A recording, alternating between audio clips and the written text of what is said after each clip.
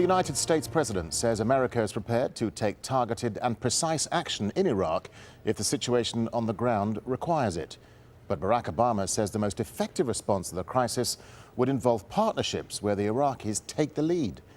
Meanwhile, inside Iraq, the army says it's regained control of the biggest oil refinery at Bayji, but Sunni fighters still control the surrounding town. The military says it's also recaptured parts of the strategic town of Tal Afar near the border with Syria. Meanwhile, reports have emerged that the United States has started surveillance flights over Iraq. Rosalind Jordan has more from Washington, D.C. Barack Obama won the White House partially because he opposed the war in Iraq. 6 years after taking office, President Obama is sending U.S. troops back to a country which is fighting a Sunni rebellion led by the group known as ISIL. It is in our national security interests not to see an all-out civil war inside of Iraq. Not just for humanitarian reasons, but because that ultimately can be destabilizing throughout the region. Obama says 300 advisors will help the Iraqi military gather and analyze intelligence.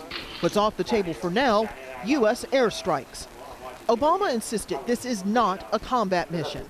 And going forward, we will be prepared to take targeted and precise military action if and when we determine that the situation on the ground requires it. The administration has accused Prime Minister Nouri al-Maliki of stoking sectarian tensions by favoring majority Shia interests over those of the country's minority Sunni population. Obama called on him again to rule inclusively. As for a strategic alliance with Iran to help defuse the crisis, the administration says it's not looking for one. What I said is we are interested in communicating with Iran to make clear that the Iranians know what we're thinking and we know what they're thinking, and that there's a sharing of information so people aren't making mistakes. An Iraq War veteran who is now a member of Congress says the president needs to do more. Well, listen, I appreciate his thoughtfulness, but here again, the warning signs have been years in the making, and so pumping the brakes after this insurgency is already halfway across the country. Again, we have leaders for a reason. You make an assessment and you take action.